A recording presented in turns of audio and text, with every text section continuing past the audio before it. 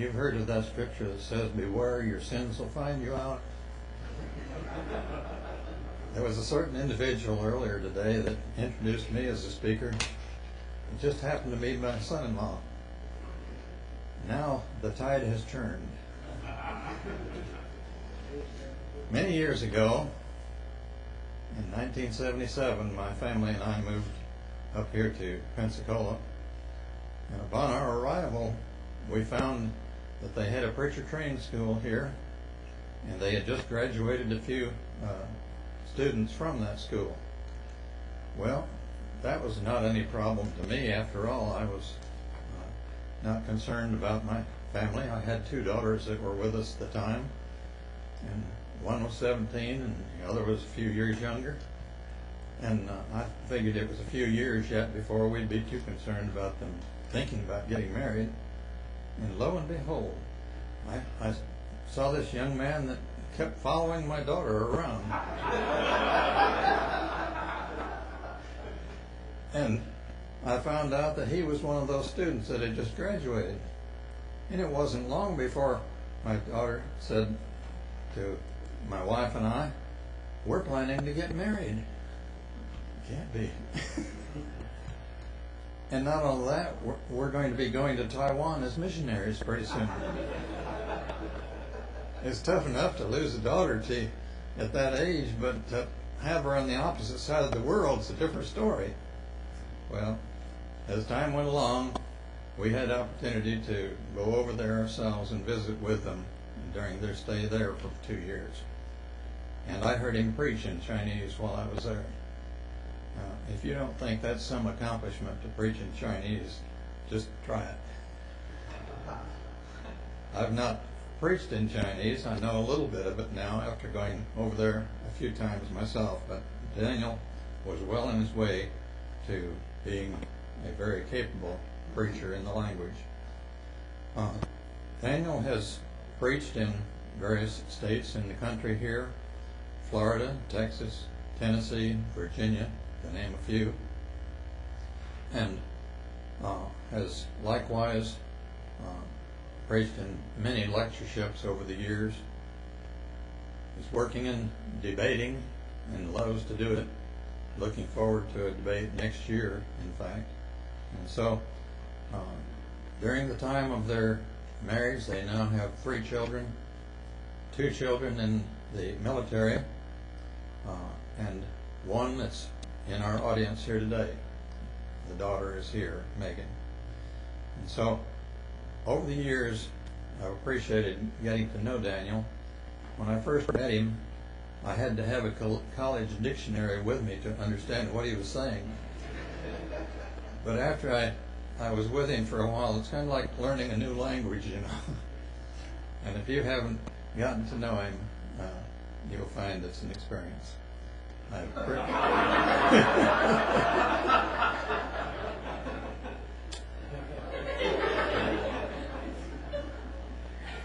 Daniel will now be speaking on the subject, the wife of thy youth. And since this is an anniversary date, we'll see what he has to say.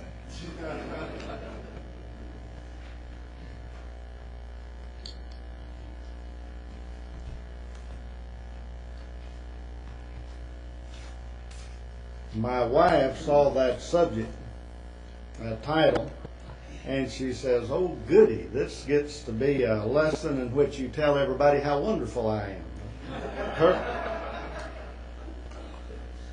Well, she is wonderful, but that is not the main thrust of the lesson. And concerning our young brother Brian, he's got too much of his daddy in him. He's like Skip.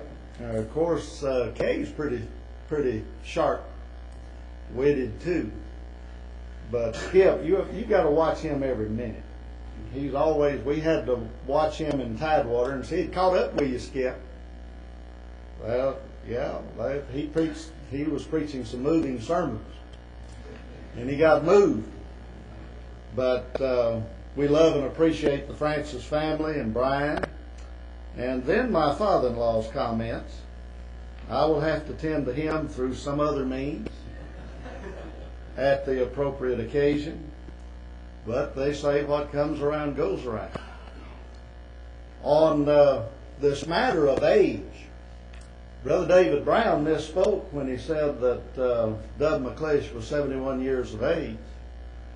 You see, in studying the Sumerian dialects, we have discovered an ancient tablet, a clay tablet, that goes back to the earliest stage of the cuneiform writing. And it just happens to be a dean's list from Nimrod University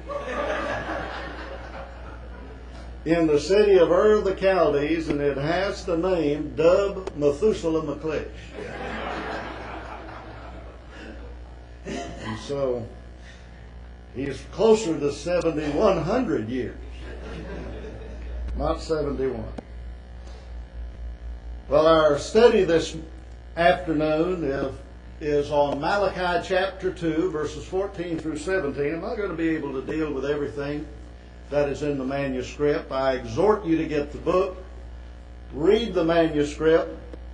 There's much more that we could have put into the manuscript, but Michael warned me about space limitations in dealing with the subject of marriage, divorce, and remarriage, and the eras that we're confronting. But I tried to boil the material down to what I considered the best of the reference works and materials dealing with this particular subject. As I said, many more could be cited in support of each point raised in this study. Concerning the wife of thy youth, you'll recall that Solomon had advised his son in Proverbs chapter 5 that you're to rejoice with the wife of thy youth. Verse 18. Verse 19, we are to be ravished with her love. And so he was encouraging his son to concentrate on maintaining his marriage, and that is the right one, the proper one in the sight of God. And it has always been God's will, from the very beginning, from the time He instituted the state of marriage, that it be one man for one woman for life. In fact, in verse 16 of Malachi chapter 2, the text says, "The Lord, the God of Israel, saith that He hateth putting away." He hates divorce. It has always been abhorrent to Jehovah God, who from the very beginning intended that marriage involve a permanent bond. The Lord Himself in Matthew 19, verses 4 through 6, stresses this, and even summarizes and captures it in that grand conclusion in verse 6, that what God has joined together, and the what is referring to the marriage bond, contextually understood in the argument that he has just made, that oneness of flesh that God created in the very beginning, what God hath joined together, what He has yoked together, what He has tied or knitted together, let not man put asunder. And I have done some writing along that line. Many of you are aware of an argument that we have been making concerning the conative present relative to Matthew 19, verse 6. Brethren, that argument will stand. We have offered to debate that position with those that hold to a weak bond view of the marriage bond. And it's interesting, they will make attacks against it, make references to it here and there, but not one of them will put their name on the dotted line. But we're more than willing to discuss this matter. The very fact that Jesus is dealing with the attempt to put asunder is demonstrated by the fact that when one tries to put asunder unscripturally, that is, in a divorce that is not for fornication, and then remarries, the end result is a condition or state of living in adultery. It shows that they fail in the attempt. So the attempt simply will not stand.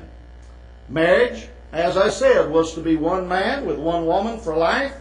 And this is God's ideal intention. The only exception to that, as we have indicated, being that of the grounds of sexual unfaithfulness on the part of one's spouse, Matthew 19, verse 9. This is the clear and simple teaching of the Scriptures. There are various errors that have arisen among our brethren and among men in general to thwart God's will in this matter. These errors have been propounded from two diverse philosophical viewpoints, which nonetheless often dovetail in some of their faulty conclusions. Many have utilized the ideas of liberalism to try to set at naught God's plan for marriage completely. This is done through a number of foolish efforts, including the promulgation of those ideas that involve the denial of marriage altogether.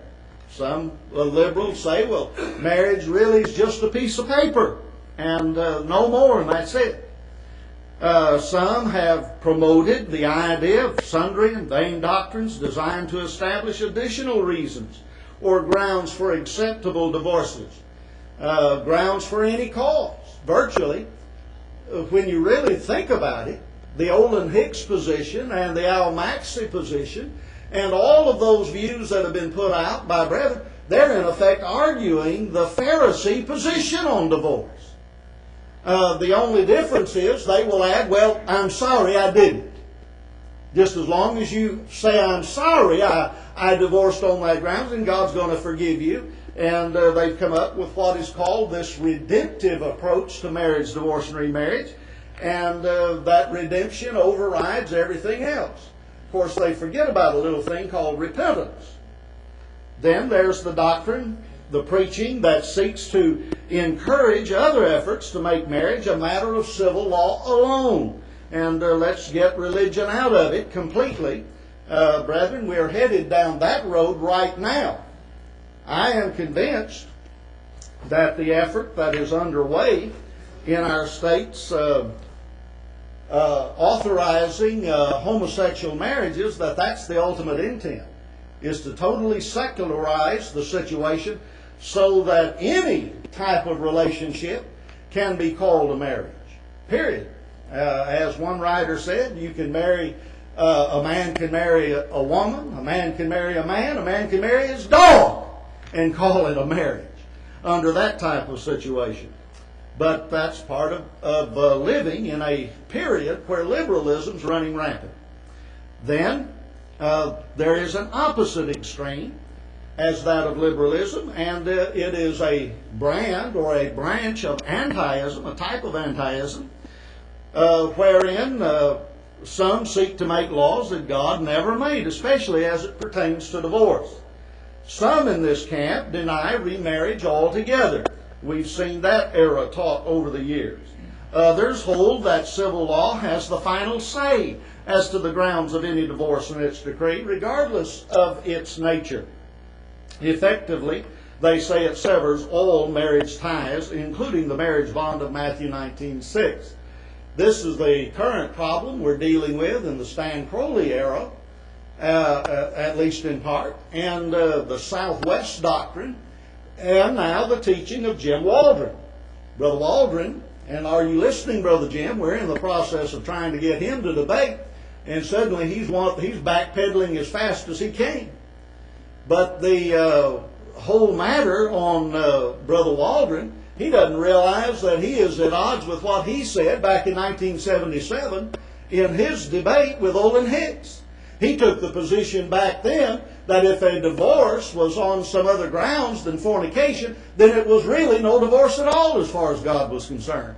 Now he's directly at odds with that position. And yet he's telling us in letters, he hadn't changed one bit. He's still willing to affirm the same proposition he affirmed back then in the Hicks debate and so on.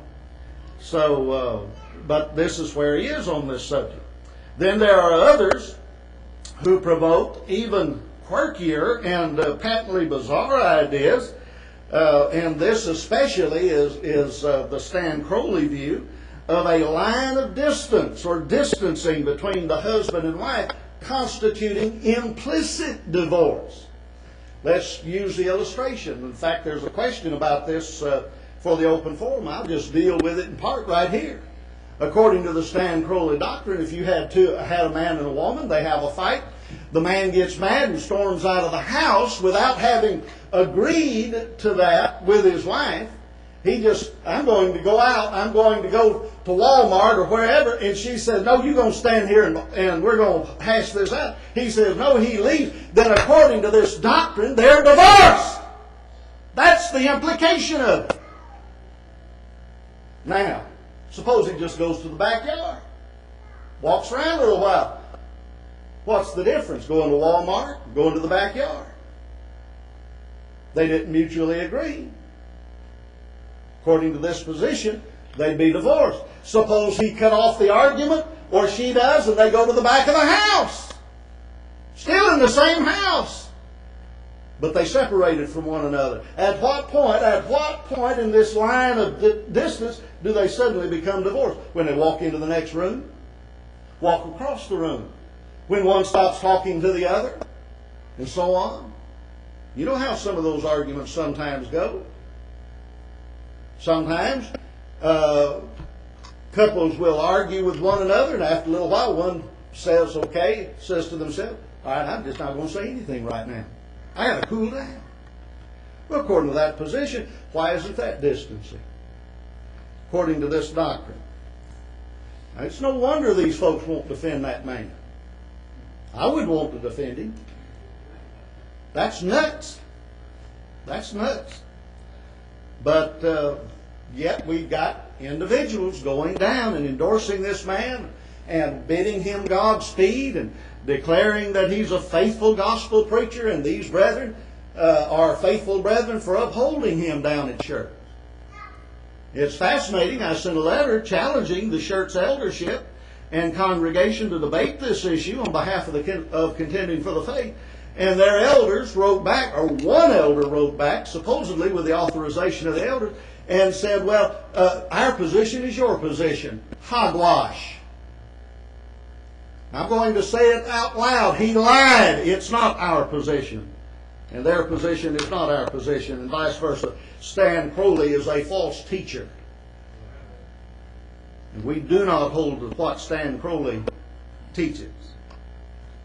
What both of these two extremes have in common, though they may deny it, is first their implicit disregard for God's sovereignty in the matter of marriage and divorce. Second, a subsequent disregard for the supremacy of God's marriage law over that of man-made law, especially civil law. And finally, they both involve a complete redefining of the key terms used to discuss the matters at hand from their commonly accepted meanings, especially their denotative meanings. For instance, adultery is frequently redefined explicitly or implicitly by both sides. And by this I'm talking about the Olin Hicks group, Al Maxey, the John Edwards, that liberal bunch, right along with the anti-bunch led by Jim Waldron and company. They redefine adultery as covenant breaking, legal adultery as though there is some sort of a non-legal form of adultery, simple fornication, anomalous marriage perversion. This is one that showed up in one of our discussions of MDR and the Contending for the Faith list. A defender of the Southwest doctrine threw that out and referred to, well, they're committing a marriage perversion. Yeah, it's marriage perversion. It's called adultery. It's a specific kind of marriage perversion. It's where you commit a crime not only against God, but against the innocent party in this case. Your innocent spouse or the innocent spouse of someone else. At any event, they seem to think that throwing out these new definitions somehow absolve them of the responsibility or of the implications of their doctrine.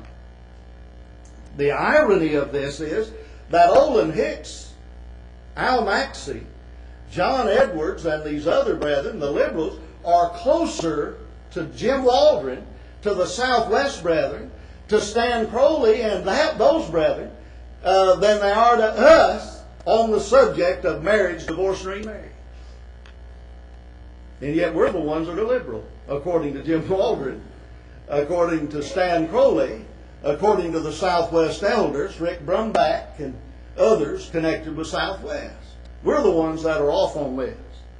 Yet they could virtually shake hands with Olin Hicks across the board on all of these things. And by the way, if they follow the implications of that, brethren, they will be in the Olin Hicks camp. They will ultimately wind up there. In fact, I'm going to make this prediction. Just as I will predict that Mac Deaver, if he continues on his Holy Spirit thing, in 5 years, he's going to be with Ruba Shelley full bore. And he's not only going to be fellowshipping Ruba Shelley, he'll fellowship the Pentecostals. The 5 years, Mac. Jim Waldron, if he follows his doctrine through to its logical conclusion, in 5 years, 10 years, he can shake hands with Olin Hicks across the board, and Hicks will not have changed one bit on his doctrine. He doesn't see any necessity to change because he likes disobeying God anyway in this matter. Anyway, the words of Malachi and Malachi 2, actually beginning verse 12, going down through verse 17, devastate both these extremes. Look at the text. Malachi says, "The Lord will cut off the man that doeth this. The master," that is the teacher, "and the scholar out of the tabernacles of Jacob, and him that offereth an offering unto the Lord of hosts." Now what was he talking about? Doing what? Talking about the abomination of dealing treacherously, verse 11. And it concerned their marrying the daughter of a strange god. He's going to go into more detail explaining what took place. Look at verse 13. "And this have ye done again, covering the altar of the Lord with tears, with weeping, and with crying out, insomuch that he regardeth not the offering any more, or receiveth it with goodwill at your hand." Most commentators take it in one of two ways. Either it's referring to those offering the sacrifices, the people in general, especially those who were guilty of the treachery in marrying the daughters of a strange god, these pagan women, the Samaritan women of that age, and that they were crying out that for God to accept their sacrifice all in vain, or as the context helps to tie in a little later, particularly verse 14 and following, the wives, their Hebrew wives against whom they were dealing treacherously. There is involved in this idea of dealing treacherously, of treason against somebody. They weren't only doing treason against God, God's law, God's word, they were involved in treachery against their own wives, as verse 14 indicates. And so some commentators say that it is the wives, the Hebrew wives who have been unscripturally divorced, who are crying out and so on. Now look at verse 14. "Yet ye say, wherefore? Because," here's the answer, "the Lord hath been witness between thee and the wife of thy youth, against whom thou hast dealt treacherously." Underline that phrase, dealt treacherously by God, is the word for treason here. It is in the perfect tense in Hebrew, stressing the fact that they had accomplished this. He is talking about specifically those who had put away their wives. They had accomplished this completed action. Now, there will be an interplay here, an interchange back and forth between this dealing treacherously, or in the sense of something yet future, and having dealt treacherously. The one referring to those who had completed, they'd gone through the action. The other to those who were contemplating and in the process of doing it. At any event, in verse 14, he shows that there were at least some who had completed it. They had carried it out. And that's the force of the Hebrew perfect tense. Actually, the Hebrew grammarians hate the word tense because technically in Hebrew it's referred to as a form, not a tense. Tense involves the idea of time.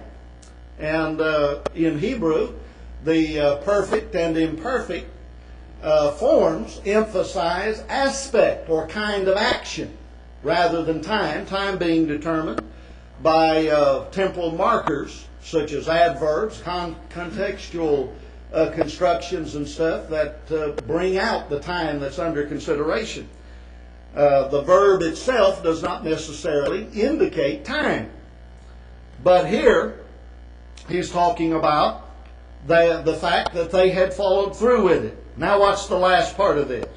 Because I'm going to spend most of my time dealing with this last part of the construction. Yet is she thy companion and the wife of thy covenant. Yet is she thy companion and the wife of thy covenant. What's the implication? What is the clear implication? Just from the English text alone, there is a contrast drawn between the completed act of having dealt treacherously, and that's the idea of it, and her being his companion and wife by covenant. Literally is what the Hebrew says, covenant wife. She's still that despite what he did. Now that's brought out in the English translation. But that is not only brought out in the English translation, that is exactly what is demanded in the Hebrew construction and what is demanded in the Septuagint text.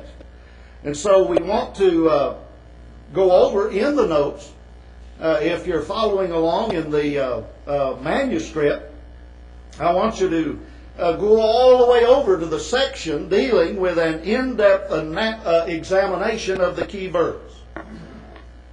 An in-depth examination of the key verbs. And by the way, pay close attention in the previous section when you read the material to what H. Leo Bold said.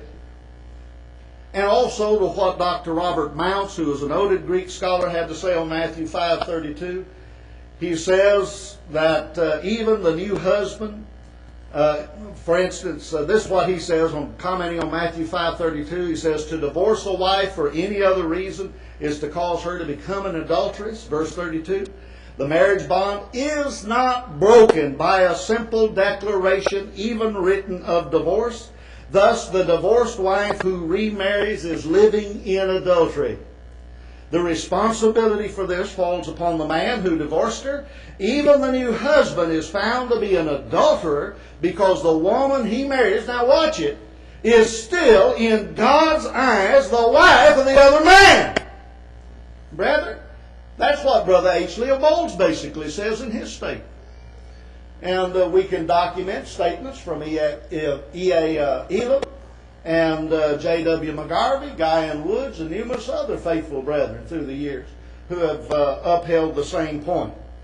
There's a statement by Dr. Paul Fink I want to read, if I have time, to this same effect. Fink is a Hebrew scholar, and in particular, he is commenting on the construction that we're dealing with here in Malachi 2, verse 14. But notice, we want to look at the English versions. The King James Version, which is my favorite to use for memorization and so on, Bible study,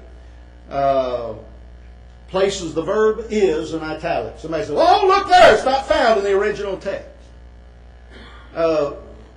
Be careful, because sometimes things are placed in italics that are not expressly found, but nonetheless implied syntactically.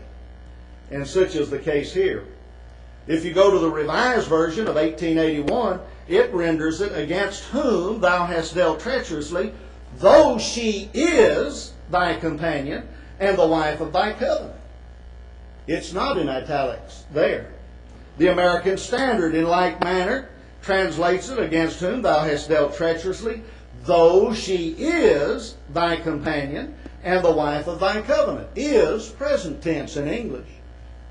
Is present tense. The New King James as well reads, with whom you have dealt treacherously, yet she is your companion and your wife by covenant. The more recent ESV, English Standard Version, though she is your companion and your wife by covenant. In fact, if you go through all of the English versions, and I've got probably close to 150 versions of the translations of that particular text from various versions. There are some versions you may not have even heard of that I've been able to come across that existed back in the 18th, 19th century. In fact, some of these men have this material because I forwarded it to them. And they universally translated in the present tense. The NIV, the RSV, the NEB. Even, brethren, when something like the NIV, as wrong as it is in so many places, when it gets it right, these brethren ought to sit up and take notice. But they don't. But then, there are the Hebrew scholars and translators who have almost universally rendered the construction. In fact, I found only one exception to that group. Probably out of some 20 to 25 Hebrew translations that I've been able to come across, there's only one that translated it that way, and he does not give any reason as to why he did so. And so I have no basis to why he even did so, other than he mistranslates a number of other passages, such as Isaiah 7:14 and various ones like that. So it's possibly his liberalism is coming through on the text. But especially in the more conservative Hebrew translations, David Stern, for instance, the Complete Jewish Bible, translates it, though she is your companion and wife by covenant. The Jewish Publication Society in 1917 Old Testament, which to the Jews is considered the equal of the King James Version. They view it as their King James Version. They translate the final clause, though she is thy companion and the wife of thy covenant. By the way, the 1917 JPS version is very similar to the King James in the Old Testament. The more current edition of the JPS translation of the Tanakh says, yet she is thy partner and covenanted spouse. The conservative Stone edition Tanakh renders the nominal clause as though she is your companion and the wife of your covenant. Clearly, the tendency of the Hebrew translators is to take the final clause, that final clause, that nominal pronominal clause, actually, they take as reflecting a present condition despite the completed action of the treachery that is shown in the act of divorce. George Lamza, in his translation of the Peshitta, translates the final clause, though she is your companion and the wife of thy covenant. Lamza's Syriac translation reflects in some measure the Eastern estimate of the text rendering. Other Hebrew scholars of indisputable credentials support this exposition. And I have a lengthy quote from Theodore Leitch there, who was a Lutheran Hebrew scholar, and that material is given. But not only did he, Hans Conrad von Reli, one of the foremost Hebrew scholars and linguists of his day, the 19th century, translates this key clause from the Hebrew text forcefully as, and that's how he renders it, as she is yet thy partner and the wife of thy covenant. You see, he sees it as an emphatic construction. And that Malachi was saying, you did this, you betrayed her, you put her away unscripturally, and yet God still holds you bound to her, despite what you did. Von Reli caught the significance of that. C.F. Kyle likewise renders it, whereas she is nevertheless thy companion and the wife of thy covenant. I like that rendering. Nevertheless, despite what you did, despite the civil decision that you have, despite the fact that you gave her a bill of divorcement for some other cause, or you put her away through some other process contrary to what God authorized. James Moffat renders the text thusly, though she is your own mate and lawful wife. William Beck, in his translation, although she is bound to you and is your wife by solemn covenant. You see, the word that is translated companion involves within itself the idea of binding. She's bound to you.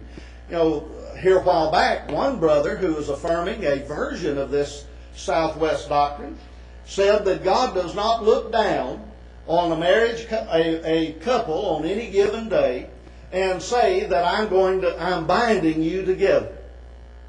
He said that. Said he doesn't look down on any couple that's being married and then binds them together. And that was taught at Southwest itself, brethren. It's in one of their lectureships. This word implies he does. Malachi said, you are bound to her. She is bound to you. She is your companion. And involved in this word, you know what the Greek word is? Koinonos. Do we hear koinonia in there? Do we hear koinonia? Koinonos. She's your companion. That gives us some idea of what is the root idea of fellowship. It's being a companion. Brother Bill Klein used to say it's being in cahoots with. Husband and wives are to be in cahoots with one another. They are heirs together of the grace of God. And as a result, they are to walk together in life. She as his helpmeet, help that is suited to him, to complete him physically, spiritually, mentally, emotionally, socially, in every respect that God ever intended in the home. As I said, I'll not get done with all of this. Then we've got the foreign versions. And again, this is just a sampling of what is available, brethren. Just a sampling. Martin Luther's German translation. So sie doch deiner Gesellen und ein Weib deines Bundes ist. Ist! That's the German word for is. Elberfelder, 1871.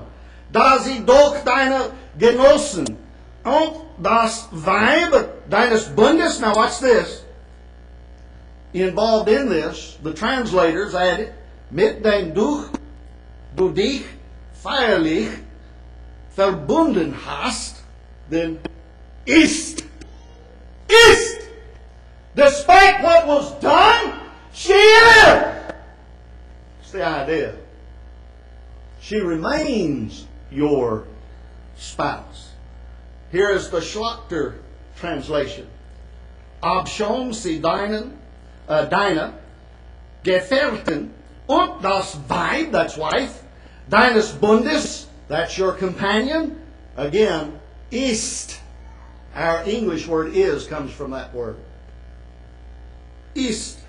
The French Darby version uses est. The Marton version, est. That's the French word. Louis II, bien qu'elle soit, even though she be. De la Biblia de las Americas. I have trouble with Spanish. Es. The modern Spanish version, ser ella. The Reina Valera, siendo ella. The Giovanni, or Giovanni actually in Italian, Giovanni Diodati, is ella sia, she is. The Rivaduta Biblia, ella sia, again, same idea, she is. The Staten Vertaling, which is Dutch, uses toch, which is emphatic, and it literally means really is. She really is your wife, your companion. The modern Greek Bible, the Katharavusa Greek, this is actually from the Middle Ages up. This is what succeeded the Koine, is ani. And that means she is being, she is. The Portuguese, sendo ela, like the Spanish, she is being. And on we could go making our case. The fact is, all of these translators translate it that way because that's what's demanded by the text. And I go into detail showing not only from the Hebrew grammar, but also from the Septuagint grammar, the Greek Septuagint, classical Greek, that is understood in the construction. Brethren, this is at the heart of this issue. And we seem to be unable to get Jim Waldron to see that. He submitted 2 propositions to Brother Brown and myself, one in which he wanted us to affirm something we didn't believe. And we even told him so, but he said he wanted us to affirm it anyway. Well, we're not going to affirm somebody's stupid parody of what we believe. We're going to affirm what we believe. Further, he sent a proposition for him to affirm that we believe, as though he thought that we should not believe it, given the view that we hold, that somehow they're incompatible. Well, we'd like him to demonstrate that in debate. But I suspect we have heard the last out of the prophet of Jim Waldron, from the prophet of the plateau, I like to call him. I don't think we're going to hear much from him on this any further. It's sad, brother. Thank you.